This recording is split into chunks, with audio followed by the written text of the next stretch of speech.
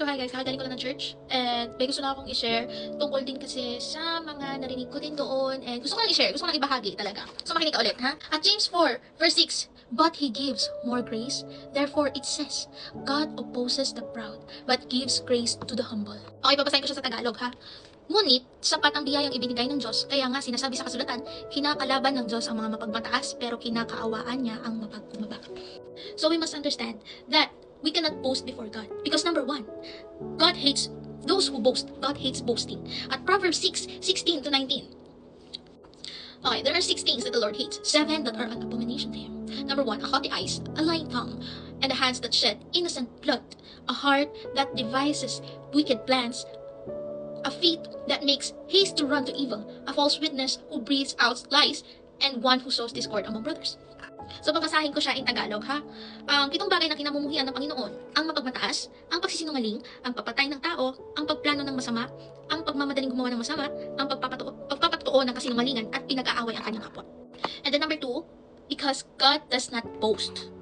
So, kung ang Diyos ay hindi nagpo-boast, hindi nagmamayabang, anong karapatan mo, girl? And then number 3, because God did not give us reason to boast. At the 1 Corinthians 1 verses 26 to 29. For consider your calling, brothers. Not many of you were wise according to worldly standards. Not many were powerful, not many were of noble birth. But God chose what is foolish in the world to shame the wise. God chose what is weak in the world to shame the strong. God chose what is low and despised in the world, even things that are not, to bring to nothing things that are, so that no human being might boast in the presence of God. So in Tagalog, mga kapatid, isipin ninyo kung ano ang inyong kalagayan nang tawagin kayo ng Diyos. Iilan lamang sa inyo ang masasabing matalino sa paningin ng mundo, at iilan lamang ang may kaya o nagmula sa mga kilalang angkan. Ngunit, pinili ng Diyos ang mga itinuturing ng mundo na mangmang upang hiyain ang marurunong. Pinili ng Diyos ang mga itinuturing ng mundo na mahihina upang hiyain ang malalakas. At pinili ng Diyos ang mga itinuturing ng mundo na mababa at walang halaga upang mapawalang halaga ang mga tinatangalan ng mundo. Kaya walang makakapagmalaki sa harap ng Diyos. So guys, God give us a reason not to boast. Okay. Binibigyan niya tayo ng reason para hindi tayo magyabang. Kasi, God is not looking through worldly standards. Hindi kagaya natin, no? Hindi porket mayaman or matalino is that, na pwede mo nang ipagmayabang sa buong mundo. Hindi ganun yun.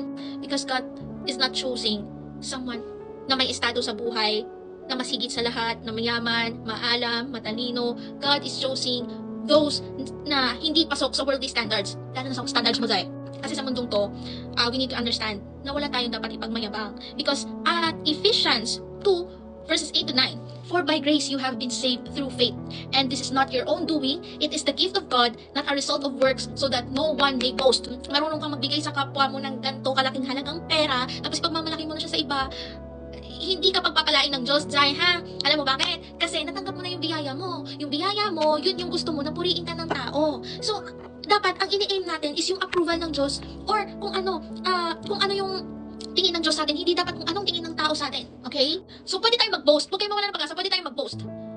Pwede tayong magyabang, Jai. And that is boasting that honors God.